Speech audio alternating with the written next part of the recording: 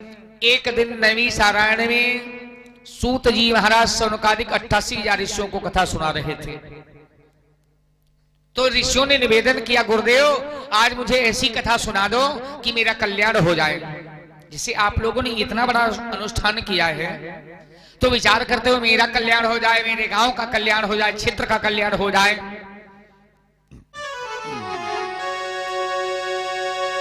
तो कहने लगे, सुनो, गुरुदेव महाराज ने ऋषियों को बतलाया, ऐ ऋषियों, आज तुम्हें हम वो कथा सुनाने चल रहे हैं। वैसे मानव की मुक्ति 3 प्रकार से हो सकती है। नैमी सारायण में प्रथम दिन में कौन कथा हुई, जरा सुनिएगा। पहले नैमिष का महत्व आप लोगों ने सुना कि नैमी सारायण में आखिर में पूजा क्यों होती है, ये देवताओं का स्थान क्यों मिला। अब सुनो, प्रथम दिवस में पूजा कौन के साथ साथ में कथाओं कौन हुई। प्रथम दिवस में प्यारे सज्जनों, गुरुदेव सूत जी महाराज ने सौनकादिक 88,000 ऋषियों को बतलाया, ऐ ऋषियों, वैसे मानव की मुक्ति के 3 उपाय हैं। कौन कौन? या तो ज्ञान के द्वारा व्यक्ति का कल्याण हो सकता। ज्ञान का मतलब ये नहीं है कि हम बहुत बड़े इंजीनियर हैं, मुझे ज्ञान है, हम बहुत बड़े सर्विसमैन हैं, मुझे ज्ञान है। हमें ज्ञान इस बात का होना चाहिए कि हम परमात्मा की संतान हैं, उस परमात्मा ने मुझे भेजा है और भगवान से वादा करके आए हैं, और प्रभु का अगर भजन नहीं करेंगे तो राघवेंद्र सरकार में जाएंगे तो इसका फैसला क्या होगा। क्योंकि इसका डर आप लोगों को बना रहेगा। एक चौपाई आप लोग सुनते हो क्या, कि कलयुग केवल और नामो आधारा, और सुमिरी सुमिरी नर उतर ही पारा, सुमिरी सुमिरी नर उतर ही पारा, सुमिरी सुमिरी नर उतर ही पारा। सुमिरना किस बात का है प्यारे? उस बात का सुमिरन करो जो मैंने पहले बताया था, भगवान से वादा किया था ना। अगर उसका सुमिरन करते रहे, जैसे किसी से वादा करके आए, भैया चलो तुम्हें हम 10 तारीख को मुलाकात करेंगे और 20,000 रुपए की तुम्हें आवश्यकता है, दे दूंगा। लेकिन आप उसका सुमिरन न करें, ध्यान न करें, और ध्यान से बातें ही हट जाए, न आप वहां पहुंच पाएंगे, न उसकी मदद हो पाएगी। यानी बोले मुझे याद नहीं रहा भैया, कलयुग केवल नाम आधारा, कलयुग केवल नाम आधारा, सुमिरी सुमिरी नर उतर ही पारा, सुमिरी सुमिरी नर उतर ही पारा, सुमिरी सुमिरी नर उतर ही पारा, सुमिरी सुमिरी नर उतर ही पारा। प्यारे सज्जनों, का ज्ञान इस बात का होना चाहिए कि उस परम पिता परमात्मा से वादा करके आए हैं। बोलो उस सरकार ने हमारे तुम्हारे क्या लिए क्या नहीं किया। विचार करो, जो आप लोग लाइट ये देख रहे हैं, इतनी सुंदर व्यवस्था है, इसमें नाना प्रकार की व्यवस्थाएं की गई, इसमें कितने खर्चे लगे। जहां जहां बल्ब हाइलोजन रॉड लगे हैं वहीं पर उजीला हो रहा है। और भगवान ने विचार किया, हमारी दुनिया तो इतनी बड़ी है, कहां तक रॉड बल्ब लगवाएंगे। एक ही सूर्य भगवान को प्यारे सज्जनों दर्शन दिया। अब सूर्य भगवान को दिखा दिया दुनिया वालों को, भगवान का एक ही बल्ब जल रहा है, सारे संसार में उजेला है। बताओ, उसका आप कोई बिल देते हैं, डीजल डलाते हैं, सर्विस कराते हैं, कभी उसका कोई बिल पे करते हैं? आखिर कारण क्या है? उस सरकार को जरूरी क्या थी दुनिया को उजेला देने की? संसार में उस प्रकृति ने क्या हमें नहीं दिया है जो उस परमात्मा को भूल जाए। नदियों को किसी ने खुदवाया है, पहाड़ों को किसी ने बनवाया है, नाना प्रकार के संसार में नाना प्रकार की वनस्पतियां संसार में परमपिता परमात्मा ने दिया। हर प्रकार की औषधियां हैं। जितने प्यारे सज्जनों ये दिखाई पड़े हैं जंगलों में पेड़ पौधे, सब बूटियां हैं, लेकिन हम आप पता नहीं लगा पा रहे हैं। भगवान ने सारी व्यवस्था किया। निर्मा साबुन इत्यादि कुछ नहीं चलता था। देखा होगा कहीं कहीं ऐसी जमीन होती थी जो प्यारे सज्जनों थोड़ा ऐसा मालूम पड़ता था, ना ये मिट्टी है और ना बालू है, वो इस प्रकार की होती थी। मिट्टी उसका कुछ बोलते थे, पता नहीं क्या नाम है भाई। अच्छा हाँ, ऊसर रेहू, रेहू धन्यवाद है। प्यारे सज्जनों, उससे अगर कपड़े धो दो तो कितना साफ हो जाते थे। पहले का सिस्टम था ना, प्रकृति ने सारी व्यवस्थाएं हमारे तुम्हारे लिए की। क्यों? जब दांत न थे तब दूध दियो, और जब दूध दियो तब अन्न भी दे हैं। परमात्मा ने जब जन्म दे दिया, उस झिल्ली के अंदर इतनी व्यवस्थाएं कर दिया। फिर दांत नहीं थी, दूध की व्यवस्था कर दिया, दांत दिया, अन्न दिया। उसके बाद में संसार की सारी वस्तुएं, जिस प्यारे सज्जनों नल से, जिस समर से गर्मी के दिन में आप लोग ठंडा पानी ले रहे थे, उस सरकार की नियम की व्यवस्था तो देखो। उसी नल से अब ठंडक का समय आया है, अब गर्म पानी निकलने लगा। किसी ने एसी लगवाया है, किसी ने उसमें कोई व्यवस्था फिट कराई है। ये प्रकृति की व्यवस्था है, तो उस परमात्मा को क्यों भूल रहे हो? उस परम पिता परमात्मा की कृपा को क्यों भूल रहे हो? लोग कहते भगवान दिखाई नहीं पड़ते हैं। ये भैया हुआ क्या? सूत जी महाराज सौनकादिक 88 ऋषियों से कहते हैं, ऋषियों एक काम करो, ज्ञान तुम्हें किस बात का होना चाहिए कि उस परमात्मा का अगर भजन नहीं करेंगे तो होगा क्या? ये मानव का जीवन पुनः नहीं मिलेगा। और मानव का जीवन न मिलने के साथ साथ में आज इतने भक्त बैठे हैं, सब भजन कर रहे हैं, और अन्य जीवात्माएं बेचारी तरस रही है। कोई नाली के कीड़े बने पड़े हैं, कोई सर्प योनि में, कोई बैल योनि में, कोई गौ योनि में, नाना प्रकार के 88,000 ऋषियों ने तपस्या करके प्यारे सज्जनों 84 लाख योनियां भ्रमण करते करते बड़े सौभाग्य से हमको ये शरीर मिला है। तो हमें अपना कर्तव्य, हमें अपने वादे को निभाना जरूर चाहिए। और प्रभु से निवेदन करो, सरकार प्रतिदिन मैं आपका वादा निभाऊंगा, और आपने वादा किया है दर्शन देने का, तो सरकार की वादा किया है, वादा किया है, वादा करेंगे निभाना। हमें ना भुलाना भगवन, हमें ना भुलाना, हमें ना भुलाना भगवन, हमें ना भुलाना, हमें ना भुलाना भगवन, हमें ना भुलाना, हमें ना भुलाना भगवन, हमें ना भुलाना। वादा किया है, वादा किया है, वादा करके निभाना।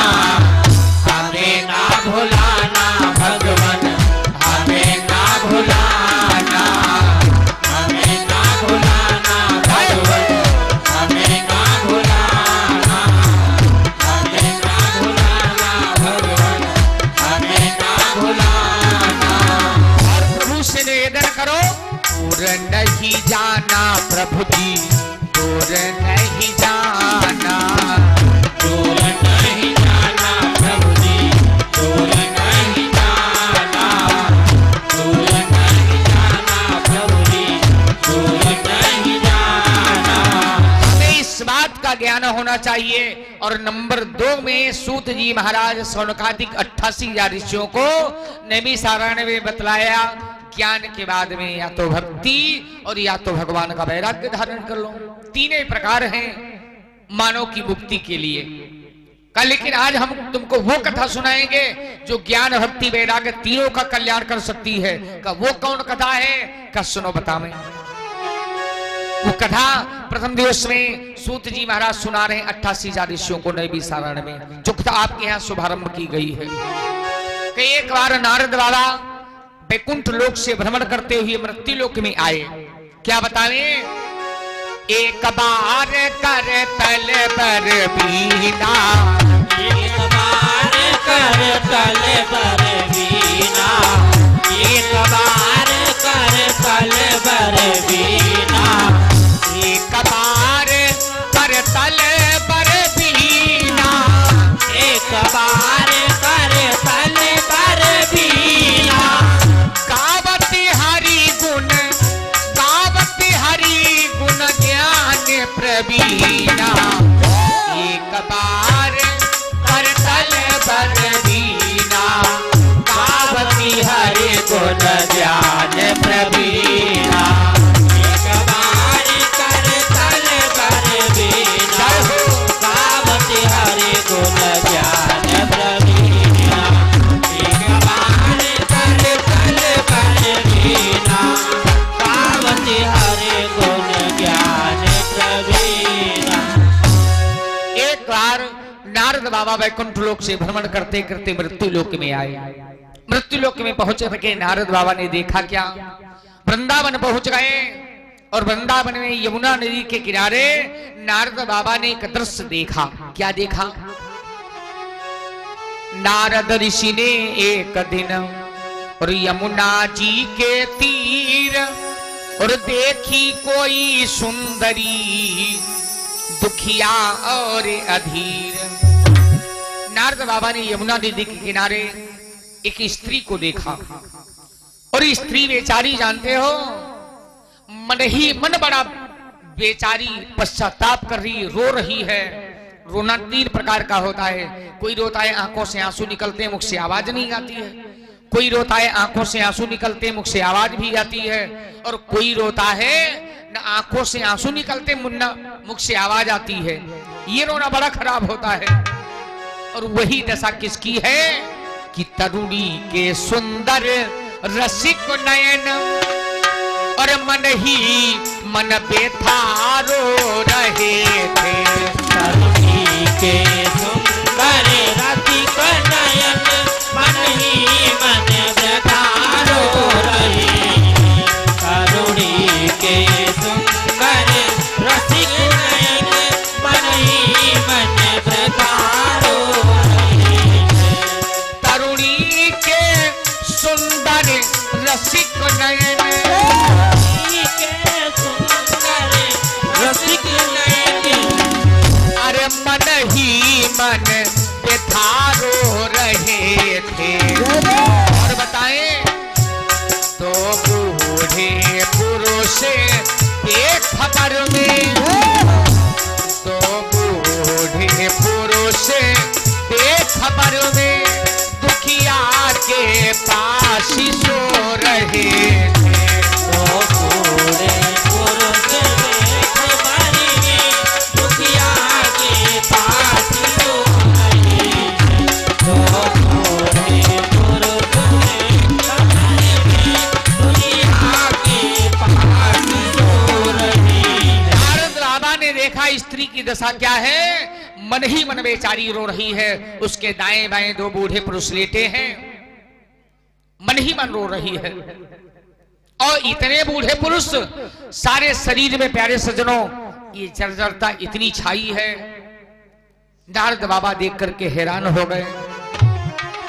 नारद बाबा ने विचार की आखिर में इस यमुना नदी के किनारे स्त्री बैठी है, अब इसका समाचार पूछना चाहिए। क्यों? देखो संत का स्वभाव होता है, माला छापा टीका तिलक लगाने से कोई संत नहीं हो जाता। जिसके अंदर सज्जनता का और शीतलता का कोई अंत ही ना हो वही संत बन सकता है। क्योंकि प्यारे सज्जनों संत भी समूसा बनाने से कोई नहीं हो सकता है। जिसके हृदय में सज्जनता है, शीतलता है और भगवान की भक्ति करने का वही प्यारे सज्जनों सक्षम हो सकता है। वही प्यारे सज्जनों हितकर हो सकता है। वही भगवान की भक्ति कर सकता है जो सज्जन व्यक्ति है। अब विचार करो, भगवान के भक्त में दरबार में इतने भक्त आए हैं, बड़े शांति स्वभाव से सज्जनता के साथ में बैठे हैं। और कहीं कहीं देखते हैं, क्या बतावें, आए पांडाल में इधर बैठे उधर बैठे, कहीं नहीं। अब उनको प्यारे सज्जनों समाज में ये तक नहीं आता है। देखो हर जगह का बैठना, बोलना, हंसना, खाना, पीना, रहना अलग अलग प्रकार का तरीका होता है। भगवान के दरबार में जाओ, झुक करके आराम से जाओ, शांति स्वभाव से, अहंकार को छोड़ करके, काम क्रोध लोभ मोह अहंकार, इन 5 चीजों का त्यागन करके भगवान के दरबार में जाओ। क्यों? परमपिता परमात्मा कहते हैं, दुनिया वालों, चाहे तुम धनवान हो, बलवान हो, चाहे कुलवान हो, रूपवान हो, कोई भी हो, लेकिन अगर तुम मेरे दरबार में आए हो तो तुम्हें अहंकार छोड़ना पड़ेगा। और भगवान के दरबार में जितने प्यारे सज्जनों तुम्हारे दिल के अंदर नम्रता बन गई, जितना प्रेम बन गया। आप लोगों ने मंदिर देखा होगा, न मालूम कितने बड़े बड़े मंदिर बने हैं संसार में। 20 लाख 50 लाख 1 करोड़ 2 करोड़ 4 करोड़ 10 करोड़ जिसकी जितनी श्रद्धा है, भगवान के नाम पर मंदिर बनवा रहे हैं। लेकिन गेट छोटा क्यों लगा देखा है? कोई भी मंदिर हो, मंदिर का गेट छोटा क्यों पाओगे? उसमें कोई भी जाए, ये विद्वानों का है मत, ये संतों का मत है। अब इस मंदिर में आजकल भैया यहाँ की तो बात अलग की रह गई, झुकना कोई नहीं चाहता है, चाहे जिस विभाग का व्यक्ति ले लो। अपनी समझ में अब झुकना समाज में क्या संसार में कोई झुकना चाहता नहीं। विचार किया, कम से कम अब समाज के आगे नहीं झुकेगा, पिता के आगे नहीं झुकेगा, संत के आगे नहीं झुकेगा, माँ के आगे नहीं झुकेगा। तो ठीक है, मंदिर आ रहा है, चाहे वो डीआईजी हो, एसपी हो, कप्तान हो, पुलिस हो, प्रधान हो, कोई भी हो, तो कम से कम भगवान के दरबार में आवे तब तो झुक जाए। जब गेट ही छोटा होगा तो झुकना ही पड़ेगा। और जब भगवान के दरबार में झुक गया, समझ लो अहंकार उसका दूर हो गया। और भगवान कहते हैं, अरे क्या बताएं, किसी ने फल चढ़ा दिया, अब यहाँ पर इतनी व्यवस्थाएं हुई है, भगवान क्या करते हैं, सुगंध लिया, लेकिन भगवान खाते क्या हैं? एक बार एक भक्त ने पूछा, सरकार आपको फल चढ़ा है, फल रखा ही है, आप खाते क्या है? मीठा चढ़ा है, मीठा भी रखा है, वो भी रखा है, दूध भी रखा है, अब क्या बतावें क्या खाते हो सरकार? का भक्त का मैं प्रेम भाव सिर्फ सुगंध लेता हूं। तो फिर खाते क्या हो? का बता दूंगा, शायद तुम हैरान हो जाओगे। का फिर खाते क्या हो? बताओ, बता दे क्या खाते हैं? कि भगवान सदा ये है कहते हैं, हम और नहीं कुछ खाते हैं। भगवान सदा ये कहते हैं, हम और नहीं कुछ खाते हैं। भगवान सदा ये कहते हैं, हम और नहीं कुछ खाते हैं। भगवान सदा ये है कहते हैं, हम और नहीं कुछ खाते हैं। हम और नहीं कुछ खाते हैं, हम और नहीं कुछ खाते हैं। अरे हम और नहीं कुछ खाते हैं। क्या खाते हैं भैया? जिसके दिल में है अहम भरा भैया, जिसके दिल में है अहम भरा, प्रभु उसका भोग लगाते हैं।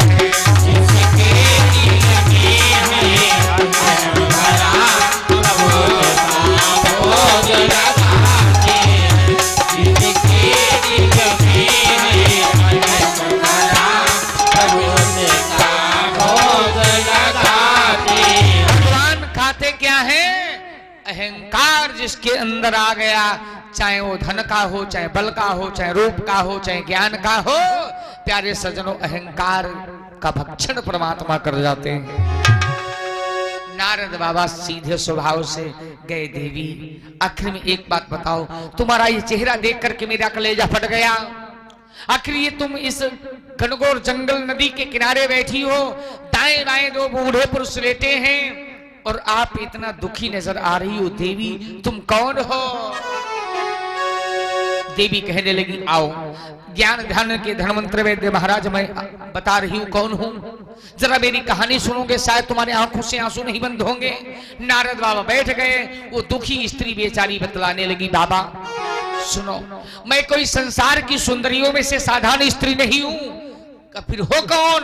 वो देवी बतलाने लगी, बाबा हे महाराज कि मैं हूं लौकिक सुंदरी नहीं, सब मुझे भांति बतलाते हैं।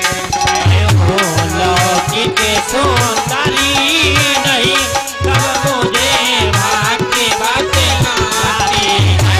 मैं हूँ लौकिक सुंदरी नहीं, सब मुझे भांति बतलाते हैं। वो क्या बोली, मैं हूं लौकिक सुंदरी नहीं, सब मुझे भांति बतलाते हैं। ये दोनों ज्ञान वैराग्य रूप, ये दोनों ज्ञान वैराग्य रूप मेरे बेटे कहलाते हैं। ये दोनों ज्ञान वैरागी लोग मेरे बेटे कहलाते हैं।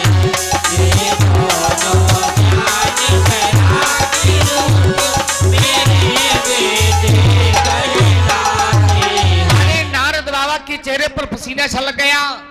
ये भक्ति और तुम्हारे दो पुत्र ज्ञान और वैराग्य, मां ये क्या बता रही हो?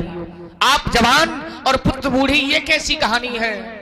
नारद बाबा के आगे भक्ति रोने लगी, बाबा क्या बताऊं? अगर मेरी कहानी सुने हो तो पूरी सुन लीजिएगा। मेरे जीवन की कहानी क्या है, इस भक्ति की दशा क्या है, क्या बताऊं? मैं द्रविड़ देश में जन्म लिया, बड़े प्रेम के साथ में खुशियां संसार में छाई थी, लेकिन द्रविड़ देश में मुझे सम्मान नहीं मिला। भक्ति का अवतार कहां हुआ है? उत्तर प्रदेश में नहीं, द्रविड़ देश में भक्ति का जन्म हुआ, लेकिन भैया सम्मान न मिला। अब विचार करो, व्यक्ति कहीं भी कोई विभाग का व्यक्ति हो, चाहे सर्विसमैन हो, बिजनेसमैन हो, नेता हो, कोई भी हो, अगर प्यारे सजनों कहीं जाए, हेतु रिश्तेदारी मेहमानी व्यवहारी कहीं भी जाए, अगर सम्मान न मिले तो प्यारे सजनों दोबारा तो जाएगा नहीं। भक्ति वहां से चल पड़ी, कहाँ आई? कर्नाटक। कर्नाटक में भक्ति का सम्मान नहीं मिला। कर्नाटक से भक्ति जवान होकर के चलते चलते कहाँ आई?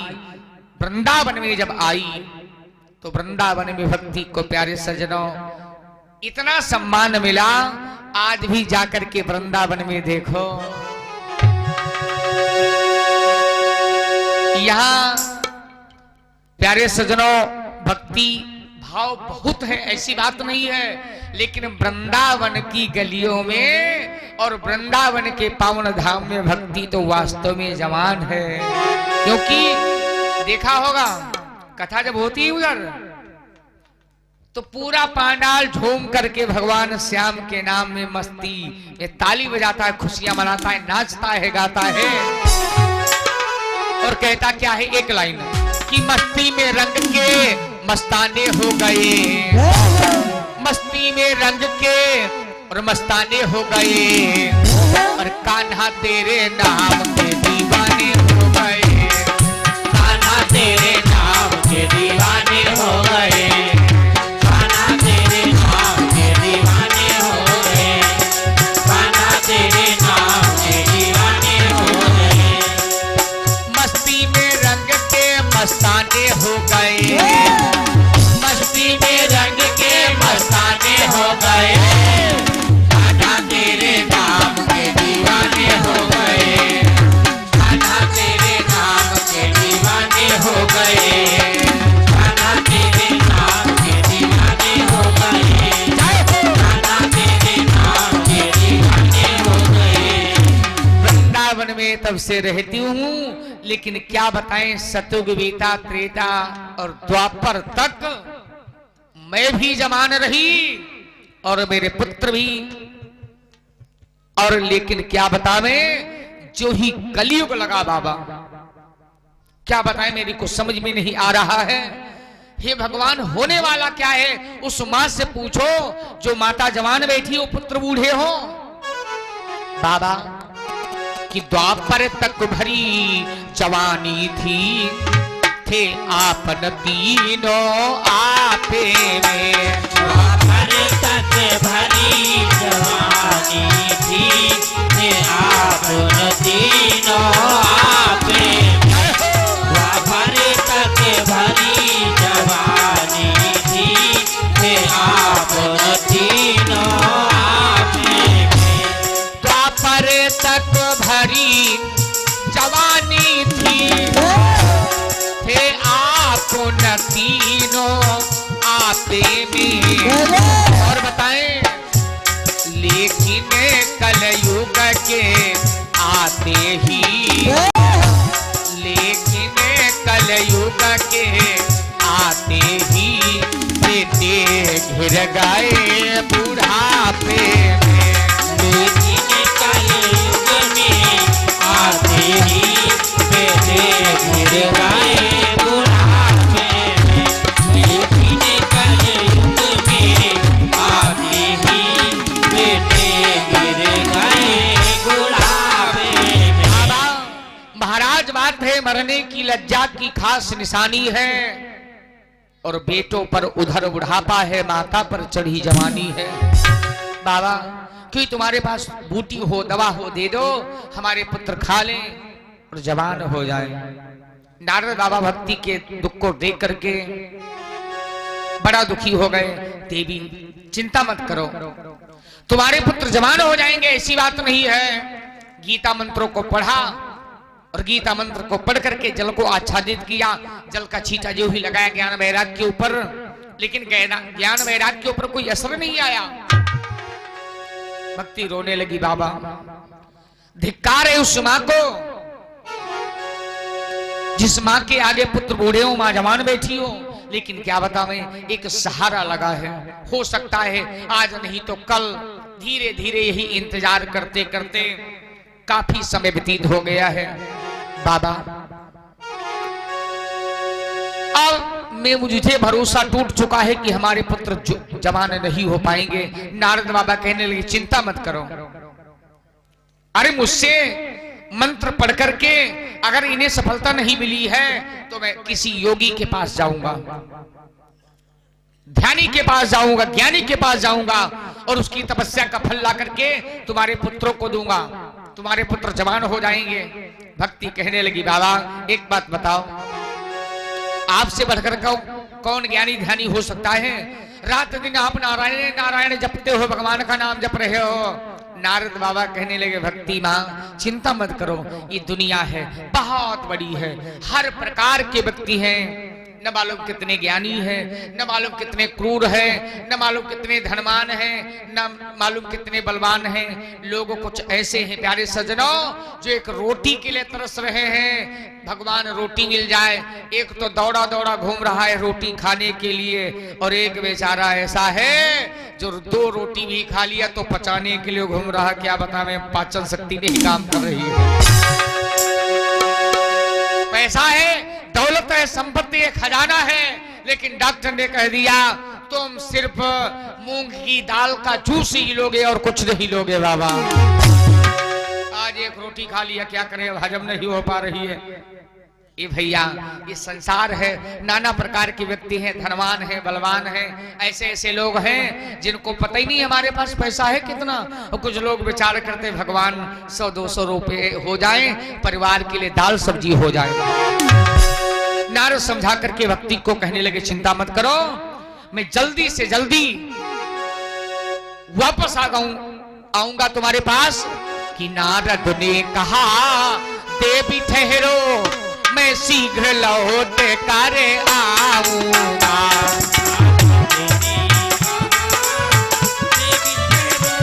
मैं शीघ्र लौट कर आऊंगा। नारद ने कहा देवी ठहरो, मैं शीघ्र लौट कर आऊंगा। नारद ने कहा देवी ठहरो, शीघ्र लौट कर आओ।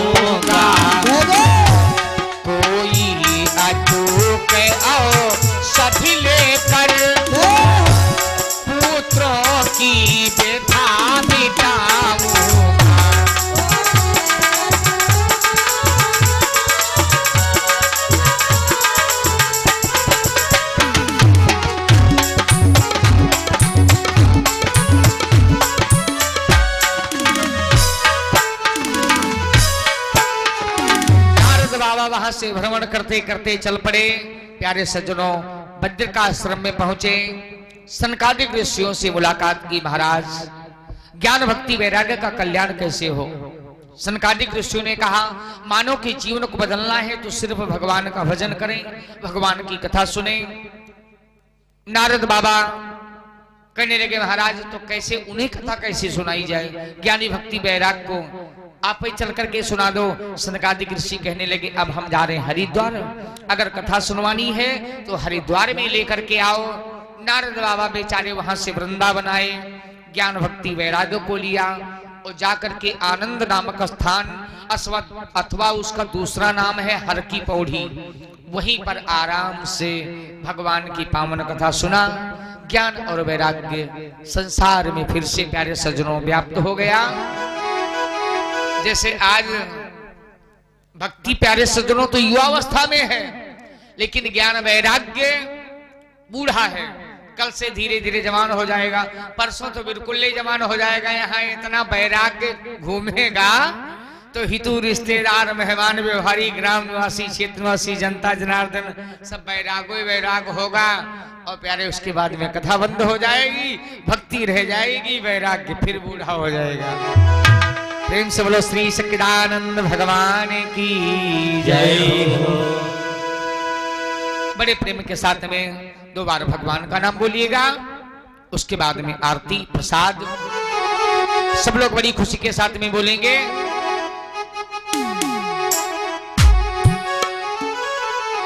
राधे राधे बोल प्यारे, मन की आंखें बोल प्यारे, राधे राधे बोल प्यारे, मन की आंखें बोल प्यारे, बाल मेरा कहना हरि का गुण गाए जा, हरि का गुण गाए जा, हरि का गुण गाए जा, हरि का गुण गाए जा। सब लोग बड़ी मीठी मीठी ताली बजाएंगे और पीछे वाले भक्त सब लोग इधर आ जाइएगा। आराम से आरती करो, खड़े हो करके देखो, पंडाल में बैठा करो। इतनी ठंडी अभी नहीं होती है जितनी आप लोग मना रहे हैं। राधे राधे बोल प्यारे, मन की आंखें बोल प्यारे, राधे राधे बोल प्यारे, मन की आंखें बोल प्यारे, माल मेरा कहना हरि का गुण गाए जा, हरि का गुण गाए जा, हरि का गुण गाए जा, हरि का गुण गाए जा, हरि का गुण गाए जा। सब लोग खड़े हो जाएंगे भगवान की आरती में 2 मिनट के लिए। आ जाओ भैया जी, आरती करो। राधे राधे बोल प्यारे, मन की आंखें बोल प्यारे, राधे राधे बोल प्यारे।